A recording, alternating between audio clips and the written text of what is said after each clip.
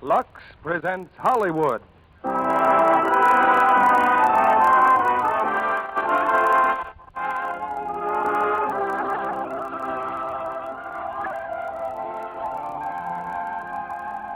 Lux Radio Theater brings you Olivia de Havilland and Paul Lucas in Appointment for Love. Ladies and gentlemen, your producer, Mr. Cecil B. DeMille.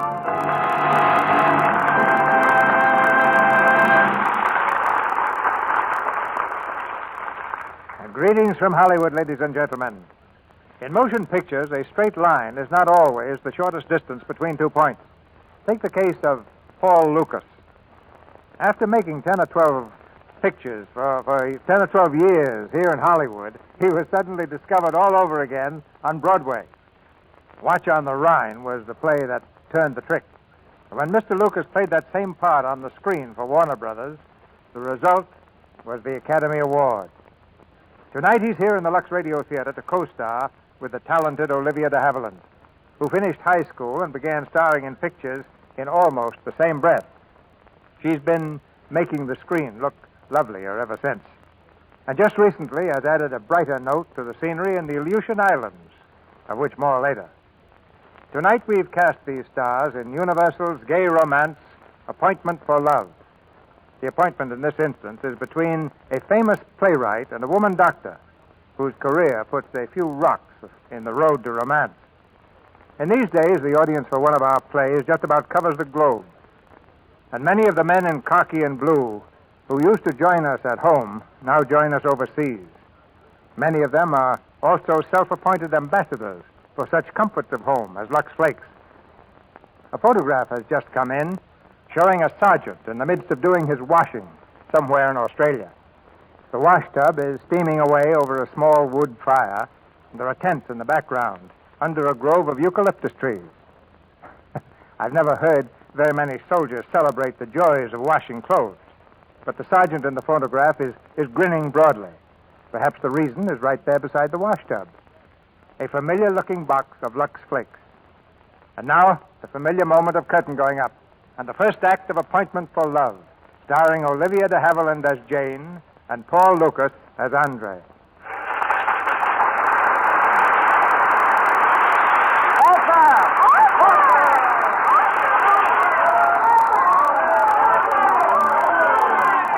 The curtain has fallen in the Hyperion Theater. The exit march is playing, but the audience will not leave. On their feet, crowded in the aisles, New York's first-nighters are clamoring for the author, Andre Castillo. But one of the first-nighters is not taking part in the demonstration. That young lady there in the second row. Through all the noise and confusion, she remains strangely calm. As a matter of fact, she's fast asleep. She is still dozing peacefully when Mr. Castillo makes his entrance on the stage and holds up his hand for silence. Thank you. Thank you. Ladies and gentlemen, I hope that you don't expect me to say anything or do anything very clever. An author's position in playmaking is... Oh, Hastings. See if there's a doctor in the house. That girl in the second row has fainted. Excuse me, please. Just let me through. Please. I'll take care of her. Is the young lady with you, madam? No, she isn't. She seems to be all alone. Oh, please, she needs air. Stand back, please. Is there a doctor in the house? Oh, did somebody call a doctor? Don't worry now, young lady. You are going to be all right. Oh, but you see... Is this your purse? I'll take it. Now, just relax. What are you doing? I'm going to carry you. Up you go now. You'll feel better outside. Oh, thank you. Well, maybe I will. Boy, have you found the doctor yet? Yes, sir. The box office says it's a Dr. Alexander in seat 108. Dr. Alexander! Wait, please. I'm Dr. Alexander. You? You are who? I'm Dr. Alexander. So you can put me down, please. Now, don't be silly. You are ill. You fainted. Now, don't you be silly. I never fainted in my life. But I saw you faint. No, you saw me sleeping. Sleeping? I couldn't keep my eyes open, and I couldn't get out. And when you picked me up, I didn't want to make a scene. Oh, so you fell asleep at my play. I'm afraid I did. Do you mind?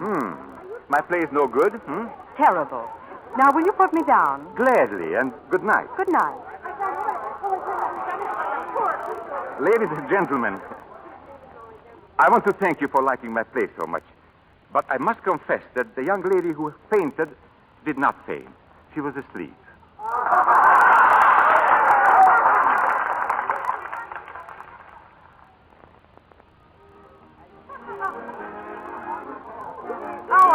Your party, Andre, and I adored your play tonight. Oh, thank you, Ethel. Andre, don't you remember me?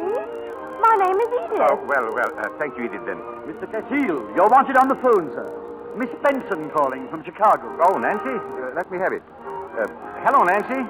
Andre. Yes, Nancy, of course I missed you. Oh, yes, they liked it. Some of them. What? Why, of course you are going to be my next play. Here, darling, I'll let you talk to Hastings. George, take this. It's Nancy Benson. Oh, sure. Hello, Nancy. How are you? Huh? The next play? Wait a minute. Did you promise her a part in the next one? No. Oh. Hello, Nancy. Why, we'd love to have you.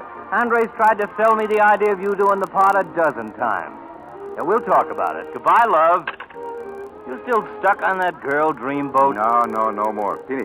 Finny? She wouldn't be bad. No, but it wouldn't be good either. Anyway, I've got another idea. A pretty one? Beautiful. There's a young lady to see you, Mr. Cecile. Oh, excuse me, George.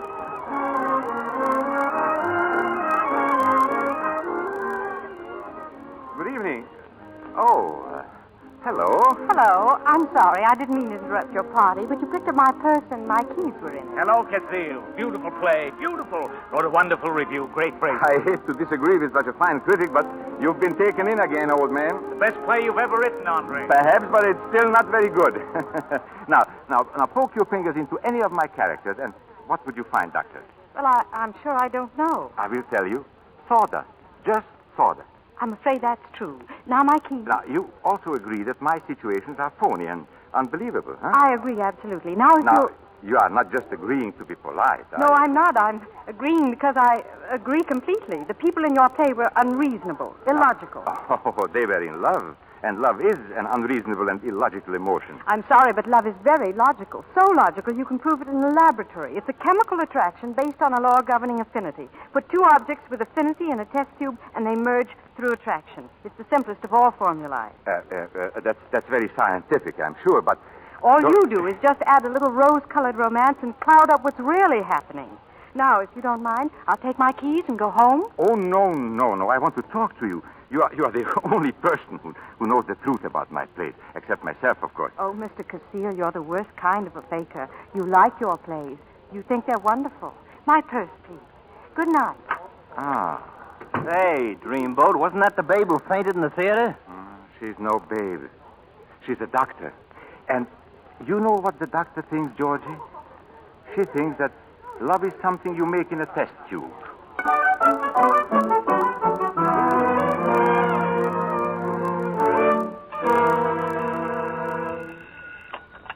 Dr. Alexander's office. No, Dr. Gunther, she isn't here just now. Yes, sir, I'll tell her. Morning, Nora. Oh, Dr. Alexander, Dr. Gunther just called. He wants to see you about that strep case. And there's a new patient in your office. Thanks. Hello, Doctor. Well, here I am. I came to see you do it. do what? Make love with the test tube. You know, you said you put in two people and... Mr. Cecile, I'm very busy, and we're not allowed to have social calls here at the hospital. Oh, this is not a social call, Dr. Alexander. I didn't sleep one wink all night, thinking about what you told me. Oh, Dr. Alexander, Dr. Gunther's here. Oh, May I come in, Doctor? certainly. This is Dr. Gunther, our chief of staff, and Mr. Andre Cecile. How do you do? How are you, Mr. Cecile? I never felt better in my life. Well, that is until last night. Yes, last night I just went to pieces. What seems to be the trouble, Mr. Cecile? I believe it's my heart, Doctor. I see. You don't mind if I watch your examination of the patient, Dr. Alexander? Why, no, not at all, but I think probably Mr. Cecile would rather come back when he has more time. Oh, no. Might just as well get it over with while I'm here. Let me feel your pulse, please. Dr. Alexander is my assistant. I like to watch these young ones. Sometimes they can teach us old fellows a thing or two. You say you're having a little trouble with your heart, eh? Yes, Doctor. I think probably it's occupational disease. He probably overworks it. I've seen many of your plays, Mr. Cecile. Very interesting. Oh, thank you, sir. Will you take off your coat, please? Oh, yes. My coat. And open your shirt. Shirt? What for? I want to listen to your heart. Oh, I'm sure I'm going to feel much better, Doctor. No talking, please. Oh, I'm sorry. Stethoscope, nurse. Yes, doctor. Quiet now. Certainly. Oh, it's so cold. Please, no talking. Very unusual. Really? What does it sound like? Well, I'd say offhand it's... Oh, really? I'm afraid so. Did you hear anything good? Do you drink very much, Mr. Casil? Oh, no. A little wine. Sometimes a little brandy and a little whiskey. Dr. Alexander may have to stop all that. Dr. Alexander certainly will. Oh, how much sleep do you average, Mr. Casil? Now, not very much at night, but quite a bit in the morning. Early evening hours are the best, aren't they, Dr. Gunther? They certainly are. Now, Mr. Casil, will you jump up and down on one foot, please? Certainly. I really think that it's a matter of fatigue, Dr. Gunther. Too much work? Too much play. All right, you can stop that now. I want to listen again. Now, this part I like very much. No talking, please. Oh, I'm sorry. Yes. Mr. Casil, I would suggest that for the time being you give up liquor, not play so hard, and get more sleep. Later on, if it seems necessary, we'll have a thorough examination. Oh, why not do it now, Doctor? If the patient is ready, I'm sure it would be better to do it all at once. Thank you, Dr. Gunther. You don't know how helpful you've been. Will you step this way, please? Of course. And I'll look at all your reports, Mr. Casil. Thank you. I'll drop by later, Dr. Alexander. Very well, Doctor. I guess you're stuck with him, Doctor. We'll see who gets stuck. Give him the works. Everything? Everything. We'll start off by taking some blood from his arm for the lab. Yes, Doctor. Hand me a needle, please. I'm waiting, Dr. Alexander. I'm coming. Needle, Doctor. Thanks. All right, now, Mr. Casil, your arm, please. Just hold it still. Now, look, before we start, what about dinner tonight? Steady, Mr. Casil. But what about... Oh!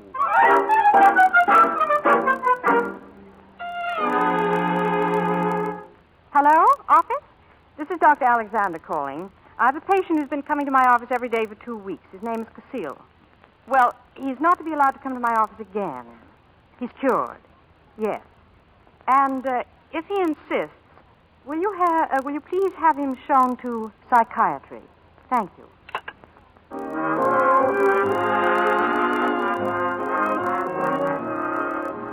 Of course, I know you don't like it, but you're having a good time? I like to dance. Is that all? I used to dance a lot. Really? That sounds very frivolous. But it proves I was right. It doesn't prove a thing. No? No, decidedly no. Sure. Look, we've been out now 5 or 6 times. We've dined, we've danced. Still, there are no rosy-colored clouds. Oh, it's too soon. But speaking of clouds, I have a place in the country I would like you to see. An old hunting lodge. Is that where you write your plays? Well, not exactly. It's too nice for work. So quiet and peaceful. Sounds like an ideal place to write your plays. And there's a waterfall. You can hear it from the house at night. Sounds wonderful. Will you come to see it sometime? Oh, I'm very busy. Doctors never get vacation. Oh, Dr. Alexander. Yes? Call for you, Doctor. They want you at the hospital right away. Emergency. Oh, Andre, I'm terribly sorry. I always get emergencies when I'm having the most fun. I'll go with you. Certainly not. I might be hours. Goodbye, Andre.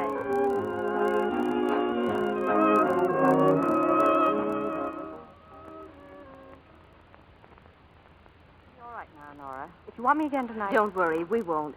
And you've got to get some rest. You look all in. Don't you think someone ought to drive you home? No, I'll be all right. I'm just a little jumpy, that's all. Good night. Good night, Doc.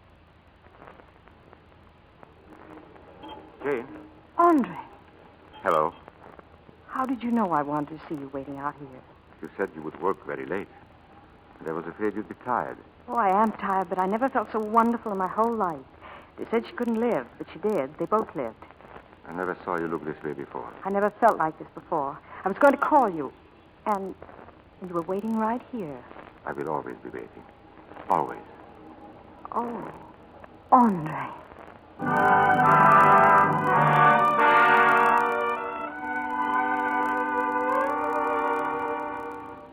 You know, I'm kind of surprised at myself. You don't mind my saying that. This is something I never thought I'd do, ever. I'm very happy that you changed your mind. Darling, I'm not being silly about it, am I? Oh, you are being very sweet. We'll be all alone at my hunting lodge. Nobody will even know we're there, will they? Nobody but the people who take care of the place. And you don't have to worry about them. I still can't believe it. Mrs. Andre Castile. Oh, Andre, it sounds beautiful.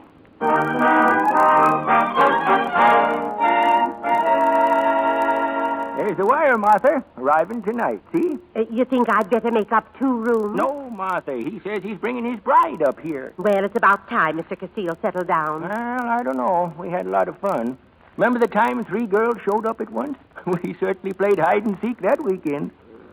You ought to think shame of yourself, you mean men. The only way we could get him out of the house was to say he had to go to a fire. He wore my helmet and carried my axe. He certainly looks silly, too. I wonder which one of them he married. Well, you know, I think I'd fancy the Benson girl. Yes, the Benson girl, that's the one. That is, if it was me that was doing it. There they are. Hello, Timothy. Hello, Mr. Castile. Welcome home, Mr. Castile. Hello, Martha. Congratulations to you, sir. And to you, too, ma'am. Thank you, Timothy. She's wonderful, but a little bit heavy. Put me down, darling. Hello, Martha. Hello, Timothy. Welcome, Mrs. Castile. Well, this is a surprise. Quite a surprise, I must say. Well, Mr. Castile, you certainly did very well for yourself. Thank you, Timothy. Now, how about some wine? It's all ready, sir. You'll have it in 2 minutes. I'll fix some supper, Mr. Castile. Oh, what a nice house, Andre. And what a nice wife to live in it. My wife. That sounds kind of new, but I suppose I'll get used to it. My wife. My husband sounds new, too. Nice and new and warm. Hello? Come on, I want to show you our waterfall. Who? There, you can see it from the window. Just a minute. Oh, it's lovely, Andre. Oh, Mr. Castile. Who is it, Timothy? Well, it's for you, sir. A certain party. Well, just tell him I'm not to be disturbed. I can't tell him that. And he's going to disturb you quite a lot. It's the old chief. What chief? Which chief do you mean? The old chief. Fire Chief Benson. Fire chief? What in the world would have... Oh, Fire Chief Benson. That's right. Fire Chief Benson. And he's very excited, and he seems to be heading up this way. What's he coming here for? Oh, he drops in from time to time. We talk about fires. Everybody here belongs to the volunteer fire department. I'll speak to him. You know, this sounds like fun. Sometimes it is, ma'am, and sometimes it isn't. Is there a fire now? There's smoke, ma'am. Oh, yes, quite a lot of smoke. Hello. How are you, Chief? Hello, Pappy. What's going on up there? I just got in from New York tonight, Pappy. Come on down to the station and get me. Oh, no. I'd love to, Chief, but I'm on my honeymoon. What? Whose honeymoon? Mine. It's nobody you know, Chief. Will you stop calling me Chief? I'll be right up there, Pappy. No, wait, Chief. Well, if that's the way you feel, I'll certainly do my duty. I'll be right down to the station. You can count on me. Oh, I thought so. I'll be waiting. Make it snappy, Pappy. Goodbye, Chief. Well, I have to go. Is there a fire in the depot, sir? Oh, a very, very bad one. I'm sorry, Jane, but community duty, you know. I'll be back. Well, come on, darling. I'll go with you. No. They won't let women go. They wouldn't like it, would they, Timothy? Oh, no. The chief had just raised the roof, ma'am, if you showed up. Well, all right, but be careful. I will. Timothy, my axe and my fire hat. Coming up, sir. And don't take any foolish chances, Andre. Yes, and don't get burned. I won't, I promise. Bye.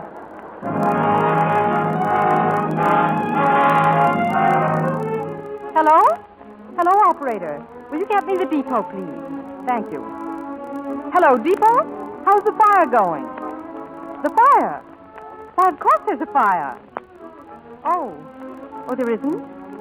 Well, is Mr. Castile there? He is. Talking to a young lady. Well, thank you. Good night.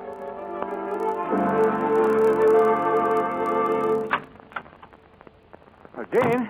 Here, dear. Hello, darling. Sorry I was so long. Tell me all about it. Was it bad? It was a very stubborn blaze. Very hard to get under control, but it's all out now. Nothing left but the ashes. Nothing. I could see the flames from the upstairs window. Huh? You could see the... I want some wine. Your throat must be very dry. Yes, it is very. Sit down, I'll get it. You're probably exhausted. Oh, no, I feel fine. Your face is so hot. Oh, I hope you didn't get too near the flames. Oh, no. I was very careful about that. Your pulse is pretty fast. Well, it's the effect you have on me, darling. It might be the suspense, too. Suspense? Yes. You weren't quite sure I would believe your fire chief story. Oh, I didn't fool you, huh? Not for long. Oh, darling, you didn't have to go to so much trouble. You could have told me the truth. Were you afraid I'd be jealous? Well, it was sort of the idea. But I'm never jealous. Oh, but most women are. Oh, but that's because they don't understand it. You know, jealousy is a very simple thing. Physiologically, it's merely the adrenal gland pumping adrenaline into the bloodstream. Of course, it has a psychological trigger. Bing. Yes, like that. Sets the glands working. Oh, but that's a hangover from caveman days and has no place in a civilized mind. You really believe all that? Well, I certainly do believe it. Listen, if you ever catch me being jealous, I give you leave to put on your tiger skin, pick up your club, and beat me back to my senses. Oh, that might be fun. Jane, darling, aren't you tired? Not a bit. Want to go for a walk? I certainly do not want to go for a walk. No, neither do I. Oh, now, who can that be? Another fire, darling. Hello? No, sweet. I don't think so. Who? No, we ain't got any Dr. Alexander here. Oh, Timothy, that's for me. Excuse me, dear. Hey, just a minute. Thank you, Timothy. Hello? Yes, Dr. Gunther. Oh, really? Why, yes, of course I can. Wait just a minute. Andre. What's wrong? I have to get back to the hospital. Hello, Dr. Gunther. We'll drive in. I'll make it as soon as I can. It's perfectly all right. Good night. Dr. Edward has been hurt, and I have to get back and take over his cases. Tonight? Yes, and I have to get dressed. But, darling, this is our honeymoon. I know. I'm terribly sorry, Andre. No, I won't let you go. Andre, don't be silly. There are 20 patients waiting for me there. But I am waiting here. But you're not sick, darling. But I am so. Look at my tongue, see? Now feel my head. I've got a fever. I'm coming down with something. Andre, you do look sort of funny. There, now, you see? Timothy, put Mr. Cassile to bed. Yes. Now, wait, now. Put him to bed right away, Timothy, and put an ice bag at his feet. If he gets a chill, good. Good night, dear. But, Jane.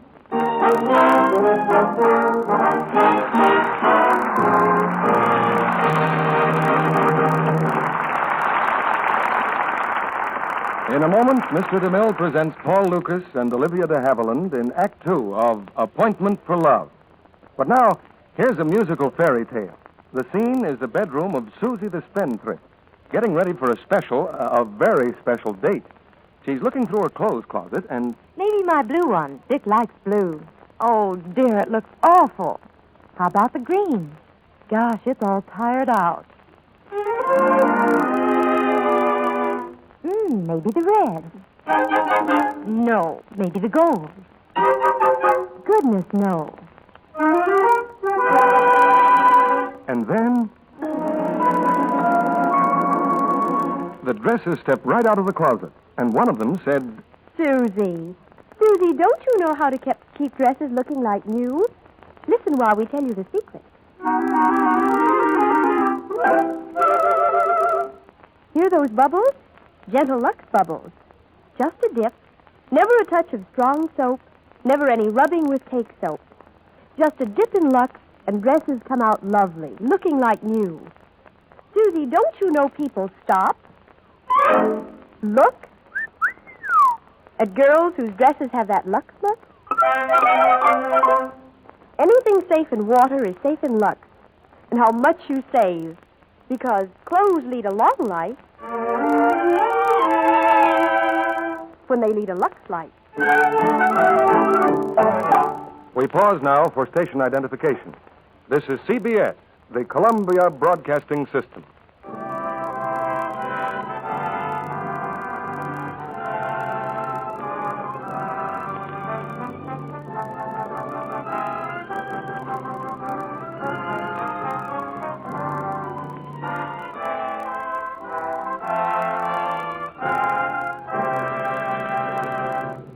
Act Two of Appointment for Love, starring Olivia de Havilland as Jane and Paul Lucas as Andre.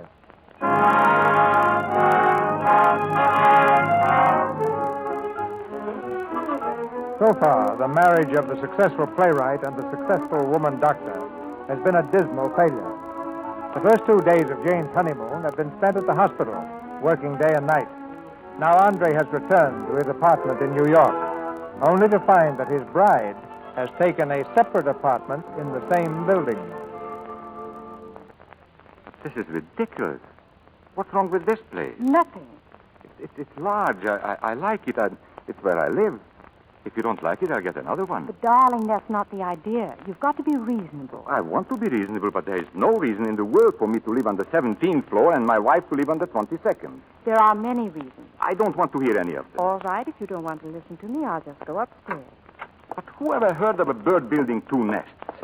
In this case, it happens to be very necessary. I'm sorry, I don't see any necessity at all. We can talk it over when you're a little calmer. Ring for the elevator, please. I want to talk it over right now. Darling, I don't want to upset you. I am not upset. I just don't understand this kind of a joke. It's not a joke. Going up. 22, please. Now, listen, Jane. Andre, please don't be difficult about something that's very sensible and very sound. Sensible.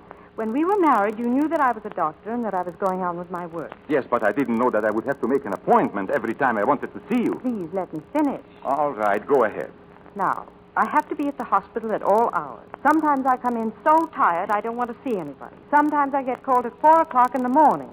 Sometimes I work all night and sleep all day.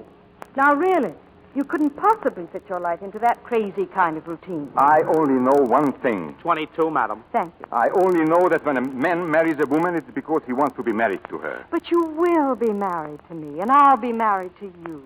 The only difference is that I'll be free to do my work, and you'll be free to do your work. Now, really, isn't that a very sensible plan? No. Why? No. Why isn't it sensible? Because it's like that test tube idea of yours. It figures out everything but human relationships. Andre, look. The most important thing is for our marriage to last. You think so? Yes. Well, I think the most important thing is for our marriage to begin. And it will not begin until you come home. And home is where the husband lives. That's the law. The law. Really, that's very funny. I don't think so. I refuse to argue about it in the hall. Do you want to come inside? No, I don't. Very well. Good night, Andre. Good night. Going down. 17. 17. You want I should wait for the lady? No, 17.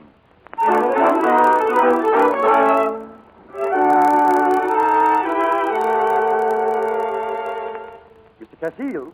Mr. Castile, sir. Huh? What is it? I hate to disturb your rest, sir, but it's Mrs. Castile. She's come to have breakfast with you. Her? What? Your wife, sir. She's here for breakfast. Breakfast? What time is it? It's almost 7:15, sir. Almost 7:15. In the morning? Get out of here before I kill you. Yes, sir. Shall I tell Madam you're not accustomed to having breakfast before 12, sir? Tell her the... Oh, never mind. I'll tell her myself. Get me a robe. Yes, sir. Here you are, sir. I woke the cook up, sir, and breakfast will be ready in a few minutes. Stop talking about breakfast. 7:15. Where's my wife? In the dining room, sir.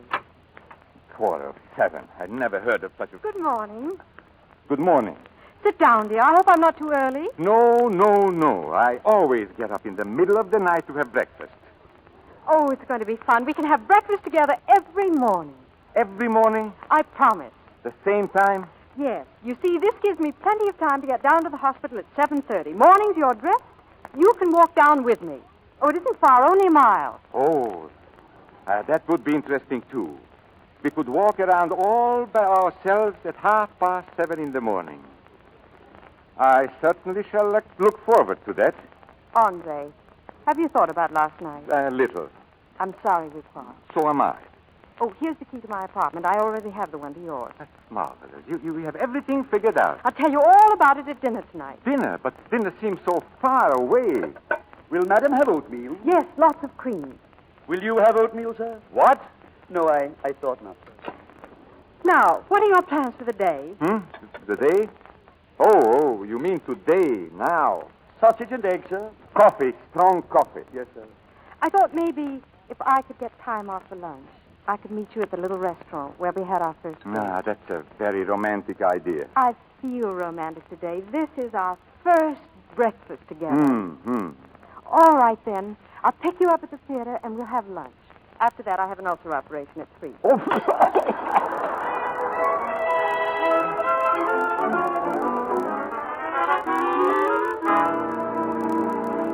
Come on, George. Come on, wake up. Get up. What's the matter? Wake up, George. I want to talk to you. Oh, I'm dreaming. No, you are not dreaming. I had to talk to someone, and nobody I know is up yet. What time is it? 8 o'clock in the morning. 8 o'clock. Hey, I thought you were on a honeymoon. That's what I thought. George, I married a monster. What?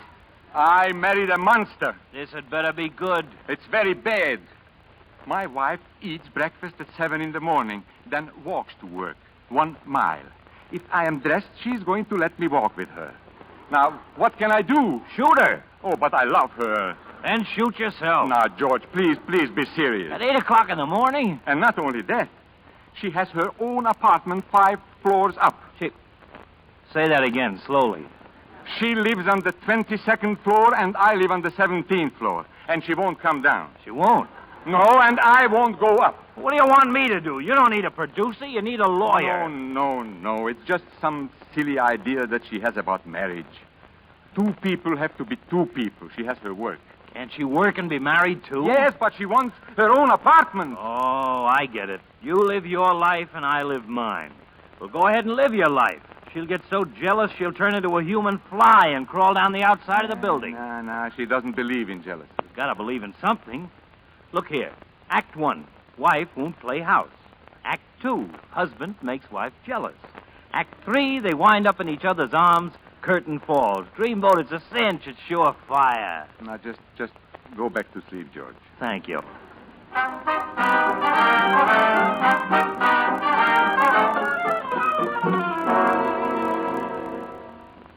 Do you know, darling, that we are celebrating our 48th wedding anniversary? Oh, what? 48 hours. Oh.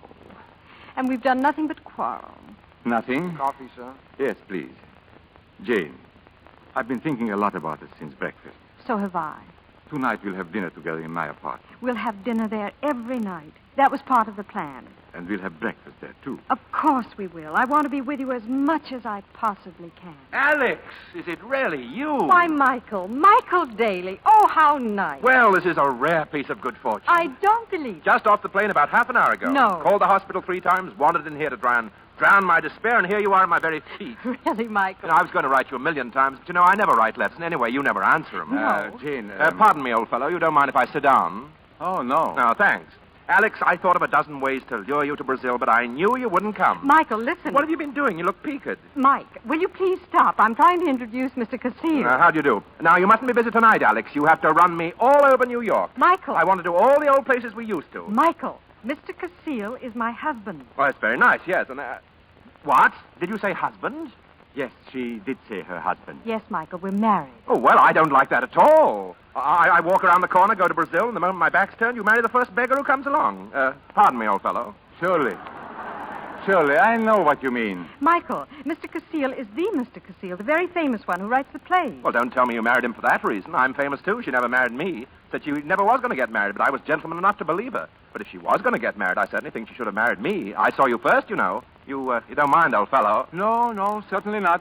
I think you made a great mistake in getting married at all, Jane. A brilliant career in medicine, your own life. You might have turned out to be a great doctor. But I'm still practicing. Oh, he can't even support you, eh? Now, wait, my friend. Now, wait. No, Michael, you see. I don't see what you want to live in New York for anyway. You'd be much better off as a doctor on one of my expeditions. Catch new microbes, go into jungles, fight epidemics with one hand and natives with the other. And you pass all that up for marriage here in New York, living in a little cooped-up apartment. 2 apartments. All right, 2 apartments, 6 apartments. What difference does it make? Well, why 2 apartments? It's a long story, and we don't want to go into it now. You know, Andre, Michael is an explorer. He goes to all kinds of weird places, meets all kinds of weird people. You don't have to go very far. You meet them everywhere. No offense, old fellow. Oh, no. 2 apartments. Well. Michael used to be a patient of mine, didn't you, Michael? You bet I was. That's why I'm back here. Devil a lot of fun having Janie for a doctor, old fellow. You a patient of hers, too? I'll never forget those treatments. They used to put me to sleep like the dead. Now, why don't you try one now?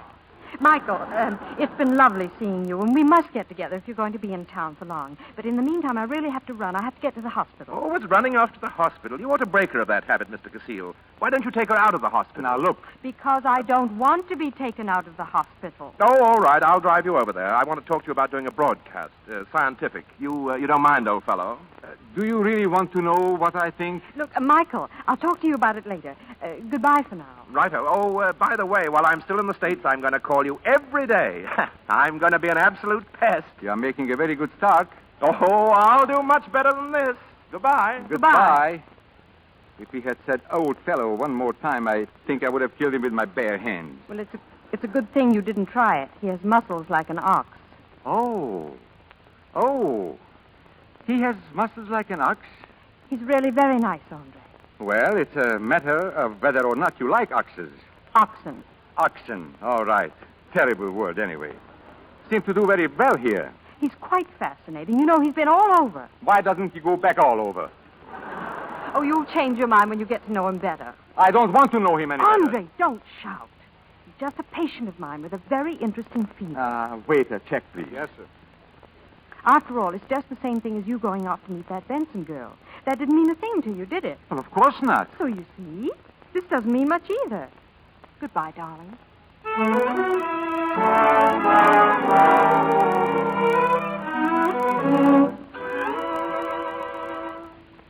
What time is it, Leary? It's just 9:20, sir. What time did Mrs. Cassil say she'd be here? Around about 9:30, sir. She can get away from the hospital. 9:30. Good. Some of the 1926 vintage tonight, sir? No, not wine. Cognac.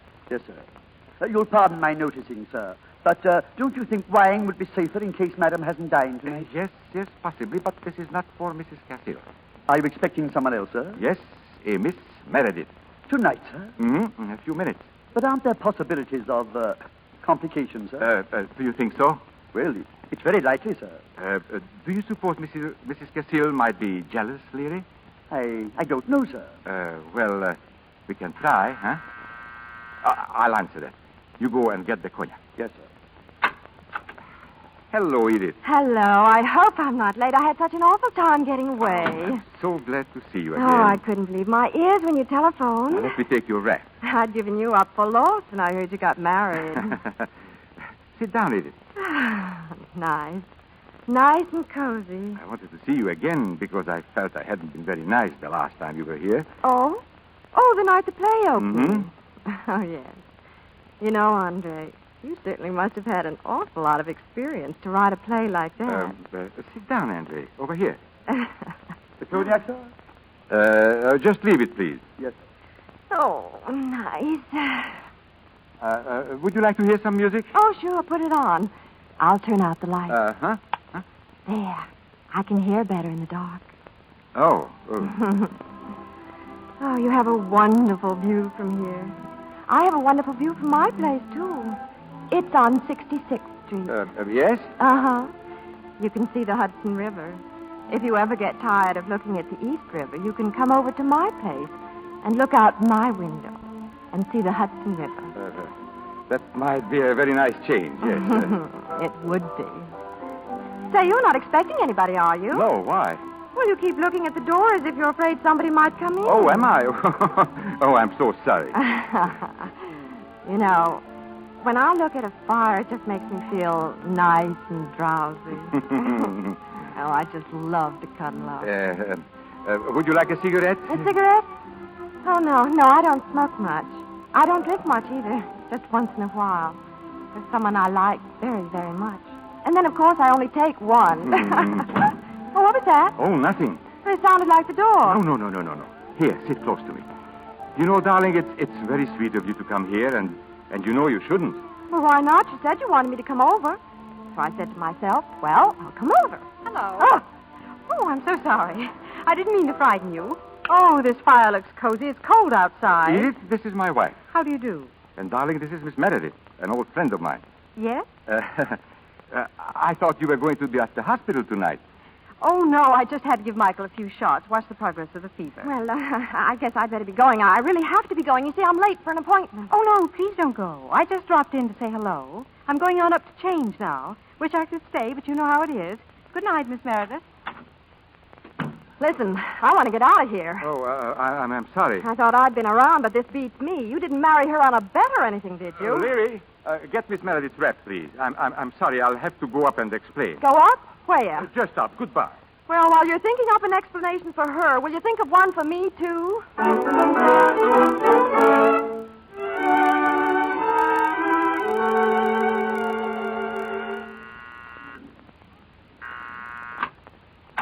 Andre, come in, dear. Jane, I want to tell you something. Don't bother, darling. I understand. You were just rehearsing a scene in your new play. No, we weren't. Miss Meredith is not an actress. Oh, really? She's so lovely. She ought to be very good on the stage. Oh, you think she's attractive? Oh, yes, very. Of course, I haven't known her very long, but... Oh, hello. How about a little three-handed game of gin rummy? What? What is he doing here? I'm keeping Michael here under observation, waiting for his fever to break. Getting better, too. Oh, I feel fine. If this man is sick, why isn't he at the hospital? Not until the serum works. He has to stay up and do all the things he does normally. Otherwise, we wouldn't be able to judge how effective the treatment is. I don't like his being here. Why not? He's a friend of mine. Look, I don't object to your having your friends like Miss Meredith, do I? Yes, I know you don't, and that's just the trouble with you. Besides, it's entirely different. Miss Meredith doesn't have a fever. That's what you think. Where are you going? To fill a prescription for him. Me, old man? Yes, you, old man. Apples. A barrel of apples. Goodbye.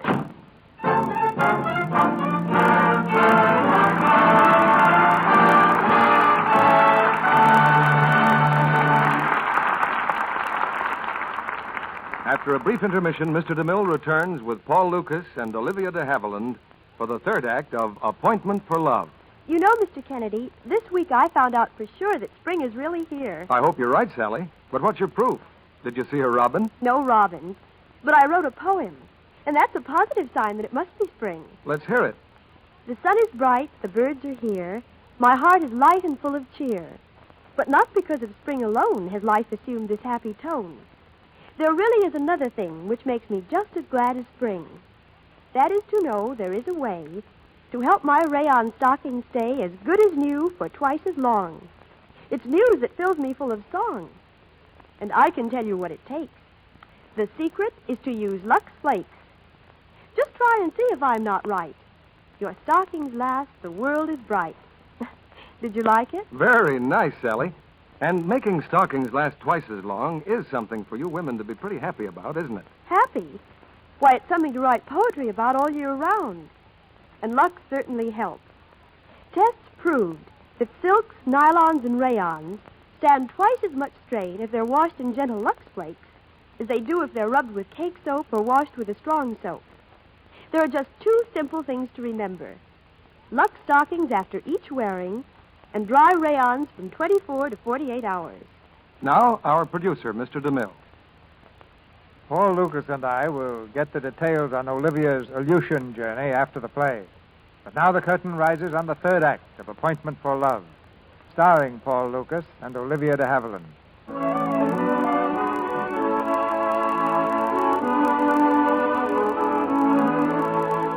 Mr. and Mrs. Andre Castillo, their differences patched up, have at last made a definite appointment to meet at home. But home has a different meaning for each of them. That evening, when Mr. Castillo steps into the elevator, the boy says, 17, Mr. Castillo. No, 22. And a few minutes later, when Mrs. Castillo arrives, looking breathlessly happy, 22, Mrs. Castillo. No, 17, please. after waiting until 2 o'clock in the morning in his bride's apartment, Mr. Andre Castillo is good and mad. Hello. This is the Henley Medical Center. Well, I want to speak to Dr. Alexander. What? She checked out? At what time? 10:30. I see. Thank you.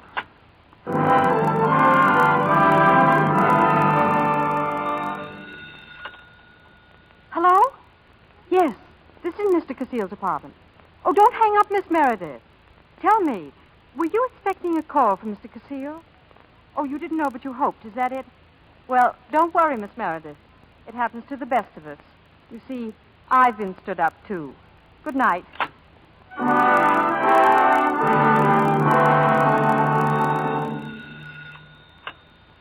Dr. Alexander's office. Oh, good morning, Mr. Casil. No, she's not here, Mr. Casil. She just left with Mr. Michael Daly. Mr. Casil, please. They went to do a broadcast on the radio, the Scientific Forum. Mr. Casil!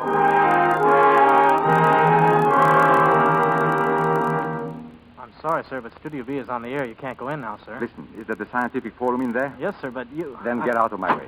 Please, sir. Quiet. And now we're ready for questions from the audience. The usher will pass through the aisles with the microphone. Now, Are there any questions you would like to ask Dr. Alexander? I have a question, please. Yes, madam. Is it true, Dr. Alexander, that simple cases of measles still prove fatal to primitive people? Yes, it is. The primitive man lacks resistance because his system has not had to exercise the functional guards against the disease, which creates a certain immunity. Thank you. Anybody else? Let me have that microphone, please. Thank you. If she will be so kind, I have a question I would like to ask Dr. Alexander. The question is this. Where did you spend last night? Andre. Shut that mic off. You were not at home. You were not at the hospital. Where were you? Throw that man out of here. Ladies and gentlemen, I'm her husband. Outside, please.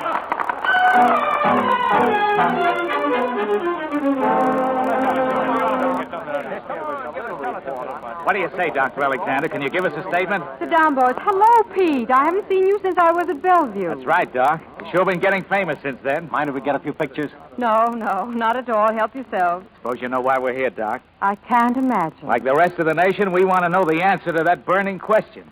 What question is that, Pete? Well, your husband and about 100 million others would like to know where you spent last night. Oh. Well, all right, boys. I'll tell you. I spent last night in the apartment of one of the most charming and romantic men in all New York. You, wouldn't want to give us his name, would you, Doc? Gentlemen, you think I'm a cad?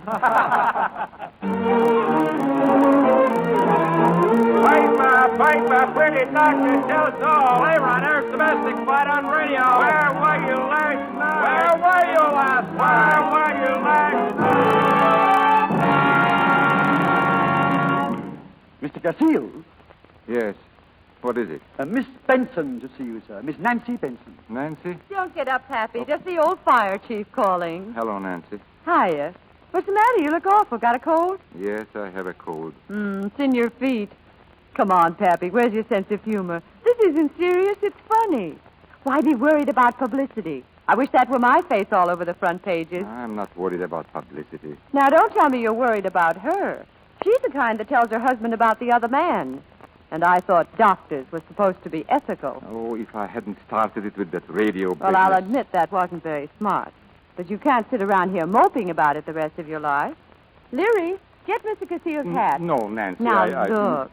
You write plays. You get your people into all sorts of jams, and you get them out very convincingly. But the first little thing that happens to you personally, you act like a schoolboy caught throwing kisses to his teacher. Come on, Pappy. You're getting out of this joint right now. Maybe you're right. You can get my hat, Leary. Yes, sir. You're a good guy, Nancy. Will you be dining at home tonight, sir? I suppose so. He's dining all right with me and about 85 other people. Oh, a party? But a good one. Oh, you think a party's a good idea? You bet I do. And now, for Pete's sake, stop playing Hamlet. Your hat, sir? Thank you, Larry. Oh, I suppose you read that she's going on some sort of an expedition to Mexico and getting a divorce on the side. Yes, I read it. I knew this thing couldn't last. You didn't have anything in common. And besides, Pappy, I never did think you were the marrying kind. That's the trouble. I am.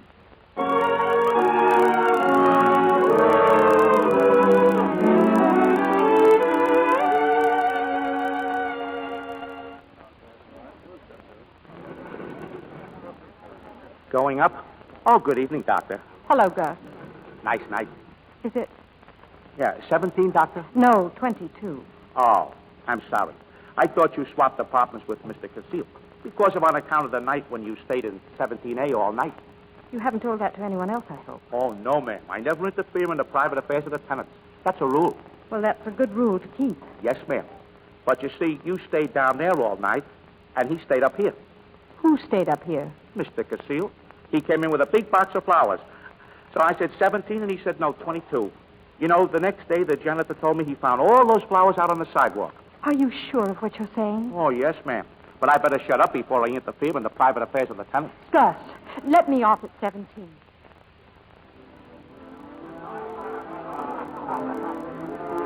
Hello, Leary. Oh, good evening, madam. Leary, where's Mr. Casille? Hello, Dr. Alexander. Who are you? Oh, it's so nice of you to come. We really didn't expect you. Andre, look who's here. Jane. Hey, there's a doctor in the house, folks. Pretty good, huh? We thought you were halfway to Mexico by now, didn't we, Pappy? Yes. It's so much more civilized to be friendly about divorces. And don't you worry about Andre, Doctor. He's well on the road to a speedy recovery. Aren't you, Pappy? Will you kindly take your hands off my husband and stop calling him Pappy? Oh, now, honey, don't start getting jealous. Get your hands off. Oh! And I'm not going to get a divorce. Jane, what is this? Come with me, Pappy. I've got to speak to you.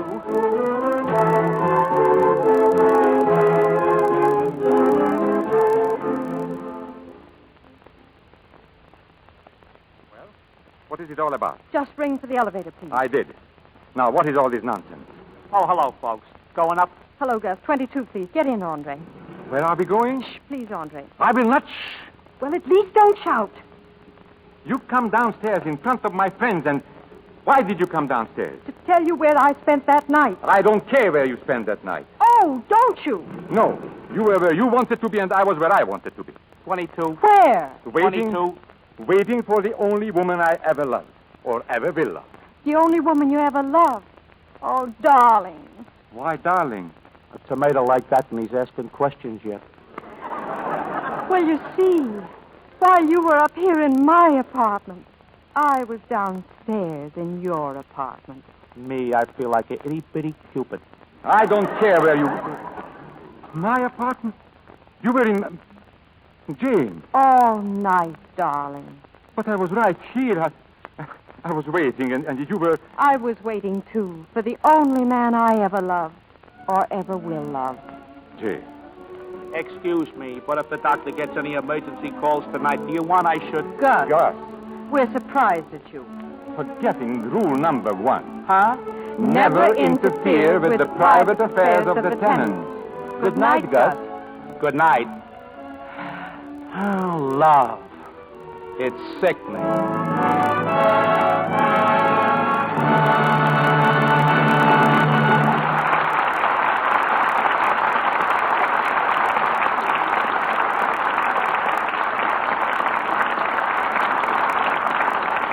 Our stars will return for a curtain call in just a moment.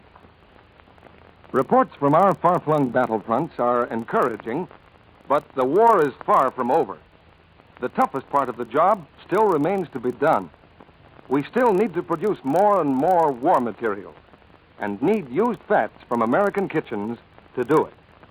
Used fats go into the manufacture of munitions, medicines, synthetic rubber, nylon for parachutes, paints, varnishes, plastics, and a long list of other vital war and peacetime products. But now that I don't have to give points for lard or salad oil or vegetable shortening, I thought that meant there's plenty of fat. There are more of the kinds of fats we can eat, yes, but not enough of the kind needed by industry. In peacetime, we imported this kind of fat, useless for food, but essential in making many different products. Now, some of these sources of supply are cut off by the war. We must depend on used fats from your kitchen to make up the difference, or dip into our edible fat supply. So, to help the war and to conserve the fats we need for food, keep on turning in every bit of used fat. Do we still get ration points for used fat? Yes, indeed. 2 red points, as well as 4 cents for every pound of used fat you turn in to your butcher. Use all the unrationed fats you need in cooking, but when you have finished with them, save every drop for your butcher. Turn in at least 1 tin of used fat a month to help our fighting men get the materials and medicines they need. Now, here's Mr. DeMille with our star. It's time now for that tradition of the theater that always follows a delightful performance, the curtain call. And here are Olivia de Havilland and Paul Lucas. Thank you, C.B. It's a pleasure to be back. It was 2 years ago, Paul, almost exactly, that you gave me one of the most enjoyable evenings I ever spent in a theater, seeing Watch on the Rhine. Thank you very much. That did turn out rather lucky for me. Well, you got the Academy Award for playing the same part in pictures. It's just possible it may have been more than luck. I think Paul is modest by nature. He won't admit, for instance, that he's the best tennis player in Hollywood. There is always Mickey Rooney to beat. And if you said he was the best fencer, he'd find someone else. Well, Basil Rathbone, maybe. And if I said I said he made the best Hungarian goulash of any cook in Hollywood. No, that's right. That's right. My goulash is the best. Would you like to try it sometime? Oh, indeed I would. That's a date, Paul. You know, not many girls are spending their vacations in the Aleutian Islands these days, ladies and gentlemen. But Olivia has just come back from that perpetual winter resort. And a rather large number of soldiers and sailors aren't going to forget her. How was the weather up there, Olivia? Well, in all the time I was in the Aleutians, there were only 5 days of sunshine. And they said that was very unusual weather. 5 days more than usual. How far out did you go? Well, I traveled by plane, and we went to every island that had a hospital, right out to the end of the chain. Well, that's romantic, but I believe it's barren scenery.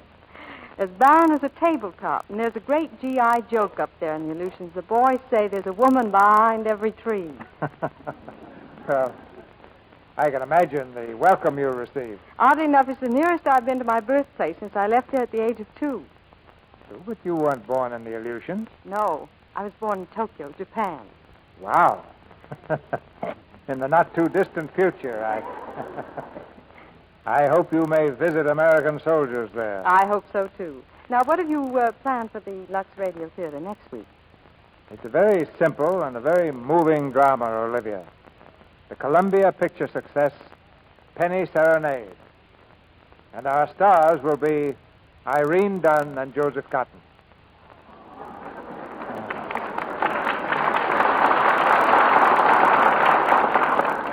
Penny Serenade is a love story of two people who found happiness with the help of a child. And with these distinguished stars heading our cast, I think we've found some fine entertainment for next Monday night. Yes, I remember the picture, Stevie. It should be great for radio. Well, good night now, and thank you. Good night. Good night. Good night. Let's have another appointment soon.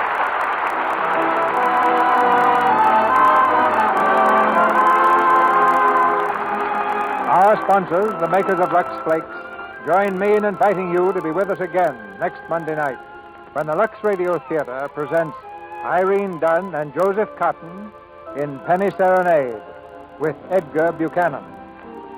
This is Cecil B. DeMille saying good night to you from Hollywood.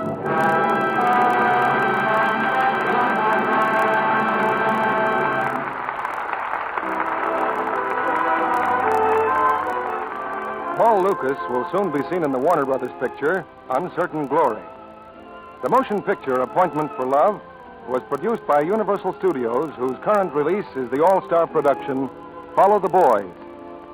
Heard in tonight's play were Dennis Green as Michael, Dorothy Lovett as Edith, Bea Benaderet as Nancy, Arthur Q. Bryan as Hastings, Harold DeBecker as Leary, and Stanley Farrar, Dwayne Thompson, Jack Morrison, Ed Emerson, Norman Field, Eugene Forsythe, Charles Seal, Verna Felton, and Eddie Marr.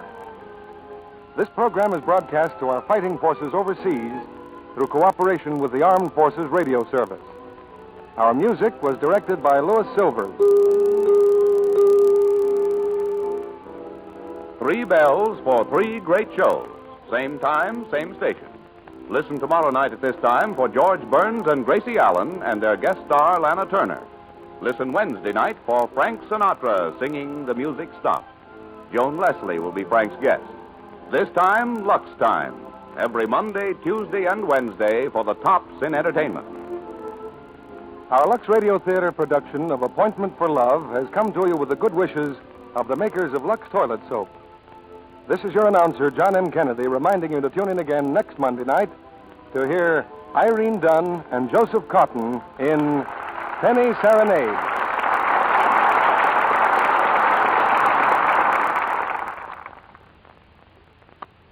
You can make a lighter cake. With new Easy Mix Spry. Bake a better tasting cake. With new Easy Mix Spry. And your cakes stay fresh much longer. Moist and fresh a whole lot longer. Lighter cakes that stay fresh longer with new Easy Mix Spry. At your grocer's in the same handy jar.